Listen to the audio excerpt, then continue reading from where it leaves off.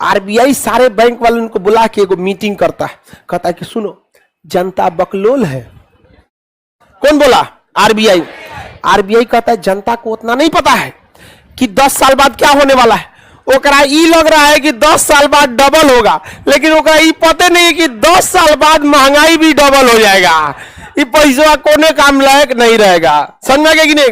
तो उतने जोड़ गांठ के आरबीआई ये करती है कि 10 साल बाद वह कितनी महंगाई को कंट्रोल करेगी। तो आप कितना दिमाग लगा लीजिए, 10 साल बाद आप वहीं के वहीं रह जाएंगे। जैसे आप सोचिए, आज से 10 साल पहले या 20 साल पहले सपोज कीजिए, यानी सन 2000 में अगर आपसे कोई 1 लाख रुपया लिया होता, सोच सकते हैं कितना पैसा लिया।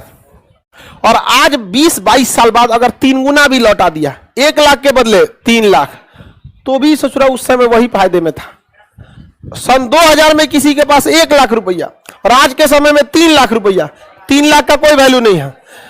उस समय जो गैस सिलेंडर मिलता था 120 रुपया, आज 1100-1200 में गैस सिलेंडर 10 गुना महंगा हो गया। अब पैसा आपका 3 गुना महंगा हुआ। सन 2000 में 3 रुपए किलो आलू बिकता था।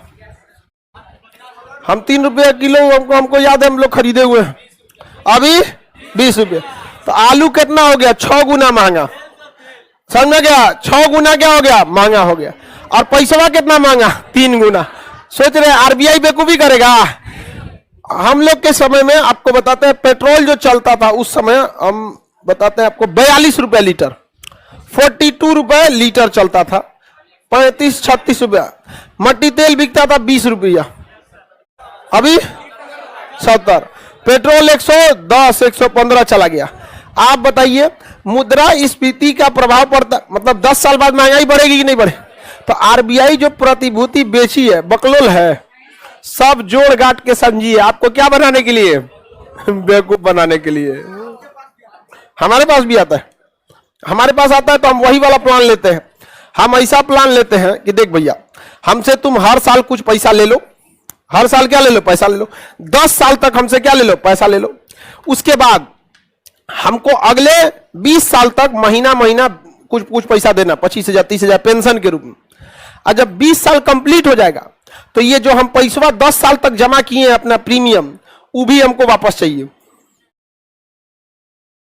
होता है ऐसा, पॉलिसी आता है। हम अपने मम्मी पापा का पेंशन ऐसे ही कराए हैं, हर साल हम जमा कर देते हैं, हर साल जमा करते जाते हैं, और जमा हो गया तो अगले 30 साल तक उन लोग को पेंशन मिलेगा। और 30 साल तक पेंशन मिलते जाएगा। और जब 30 साल कंप्लीट हो जाएगा तो जो शुरुआत में हम हर साल 10 साल तक जमा किए हैं, वो पैसा क्या हो जाएगा? मिल जाएगा। तो हमारा जो था वो मिल गया और पेंशन भी मिल गया, टेंशनों खत्म हो गया हमारा। समझ में आ गया कि नहीं आ गया? मम्मी का अलग पेंशन, पापा का अलग पेंशन, मम्मी का हेल्थ का अलग, पापा का अलग, कोई टेंशन नहीं है। अब समझ में आ गया कि नहीं आ गया? नहीं तो भाई हम समाज को देखते तो डर जाते हैं। आजकल अजीब टाइप का हो गया है, माँ बाप को बेटा बेटी भूल जाता है। समझ में आ गया कि नहीं? हम कभी नहीं भूल सकते हैं, लेकिन समाज को देखते हुए डर लगता है। इसलिए कहते हैं कि नहीं भाई, जो है पहले माँ बाप को भी अपने पैर पर आखिरी दम तक क्या कर दे? खड़ा कर दे। बाद में हम बदले ना बदले वो तो अलग की बात है, नहीं समझे? लेकिन क्या जरूरत है भाई किसी को रिस्क लेना? क्या पता कि गृह मंत्रालय कोने दिमाग का होगा। नहीं समझ में आया? उससे अच्छा है कि भाई अपने पे डिपेंडेंट करके छोड़ दिया। यहाँ पे कल को मम्मी पापा को कोई टेंशन नहीं, बीमार पड़ेंगे उनका हेल्थ है, हर महीने उनका क्या है? पेंशन है। मम्मी का अलग पेंशन, पापा का अलग पेंशन। समझ में आ गया? इसलिए उनको कोई टेंशन नहीं, पेंशन है, टेंशन नहीं। तो हम आरबीआई के बकलोलई वाले में नहीं जाते कि तू हमरा ले लो और 10 साल बाद दियो। समझ में आ गया कि नहीं आएगा? हम जितना जमा करेंगे बाद में क्या कर लेते हैं? वसूल लेते हैं। अभी मम्मी को ही मिल जाएगा, मम्मी पापा को टेंशन नहीं रहेगा। समझ में आ गया कि नहीं आएगा? सर आप भी डरते हैं भाई, समाज में देखते हैं बहुत डर जाते हैं, पता नहीं क्यों। घर आपका पैसा कभी काम नहीं आएगा। समझ में आ गया कि नहीं?